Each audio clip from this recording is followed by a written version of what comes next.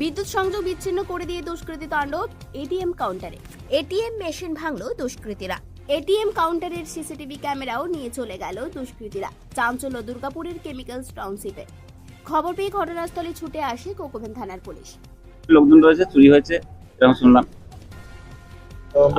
মানে পুরো শাটডাউন করে হয়েছে তো? হ্যাঁ, পাওয়ার সাপ্লাই অফ রয়েছে। তো পুলিশ এসছে? পুলিশ এসছে এখন, তদন্ত করছে।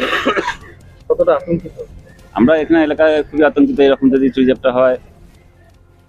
টাউনশিপের মধ্যেই তো? হ্যাঁ, এটা টাউনশিপের মধ্যেই। এখন কি সব মানে তার কেটে দিচ্ছ? হ্যাঁ, পাওয়ার সাপ্লাই সব জায়গায় তার কেটে দিয়েছে, এখন পর্যন্ত পাওয়ার সাপ্লাই আছে। সিসিটিভি কেউ তো ছেঁড়া ভেঙে চলে গেছে দেখছি।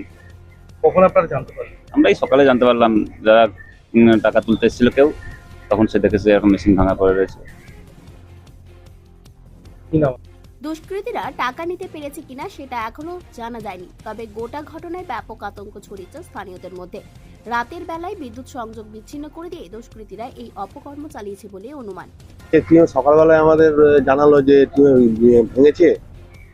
তখন এই আমাদের সব কলিগরা পাশাপাশি থাকি, তারাই বললো এটিএমে নাকি কি হয়েছে, এইটুকুই জানতে পারলাম। আজকে সকালে এসে দেখলাম পুলিশ এসেছে, রিপোর্ট করছে, সব দেখা যাক। তা আমরা তো খুবই আতঙ্কিত, এরকম যদি কোয়ার্টারে কলোনির মাঝে এটিএমকে ভেঙে নিয়ে যায় তাহলে আমাদের সুরক্ষাটাও তো মুশকিল না, আমাদেরও একটা আতঙ্কের মধ্যে রয়েছে। কি রাতেই মধ্যে হয়েছে? হ্যাঁ, রাতেই হয়েছে এবং লাইন অফ করে দিয়ে হয়েছে মনে হচ্ছে, কারণ যখন লাইন অফ হয়েছে তারপরেই ঘটনাটা হয়েছে এটা শুনছি। লাইন তো সকাল রাত থেকেই নেই। হ্যাঁ, সিসিটিভি ছাড়িয়ে নিয়েছি এবং ভেতরে তো সিসিটিভি তো কিছু নেই, এগুলো সব ভেঙে দিয়েছে। মেশিনও ভেঙেছে? হ্যাঁ, মেশিনও ভাঙা রয়েছে ভিতরে। টাকা পয়সা কিছু? সেটা তো বোঝা যাচ্ছে না, একটু আমরা এই সকালে উঠে দেখলাম। এবারে ব্যাংকের লোক এসে যদি দেখেন যে টাকা পয়সা। পুলিশ এসছে? হ্যাঁ, পুলিশ এসছেন, দেখছেন, ওরা তদন্ত করুক। কি নাম?